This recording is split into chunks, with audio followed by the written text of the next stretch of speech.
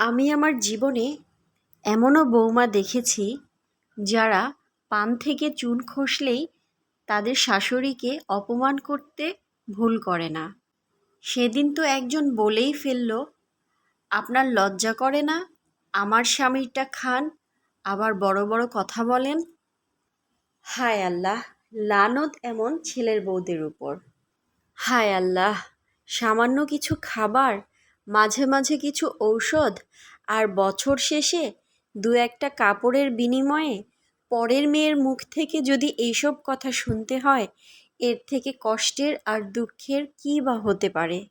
আহ আল্লাহ, তোমার গজব আসতে এত দেরি হয় কেন? একজন মায়ের ৯ মাস গর্ভে সন্তান ধারণ করার পর মৃত্যুর যন্ত্রণা সমতুল্য প্রসব বেদনা সহ্য করে যখন একটি সন্তানকে দুনিয়ার মুখ দেখায়, এই কষ্টের তুলনা কোনো সন্তান কি কোনো কিছুর সাথে দিতে পারবে? বা এই কষ্টের ঋণ কি কোনো সন্তান কোনোভাবে পরিশোধ করতে পারবে?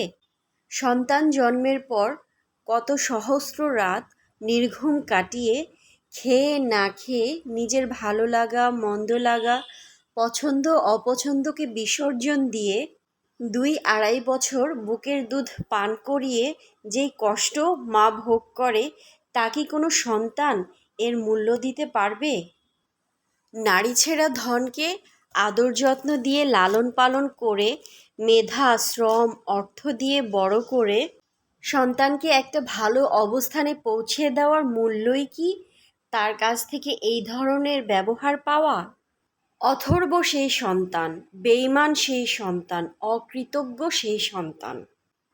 পিতামাতা কি সন্তানের কাছে কিছুই আশা করতে পারে না? তাহলে পিতামাতার হক কে আদায় করবে? যেখানে রাসূল সাল্লাল্লাহু আলাইহি ওয়াসাল্লাম বলেছেন, মায়ের পায়ের নিচে সন্তানের বেহেশত।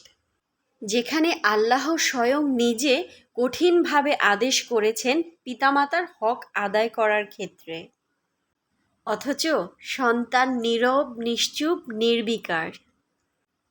সমস্যা নেই তো, সেই সব আদরের কলিজার টুকরা সন্তানেরাও একদিন বাবা মা হবে, আর তাদের সন্তানেরাও অপেক্ষা করছে ঠিক তাদেরকে এর প্রতিদান দেওয়ার জন্য।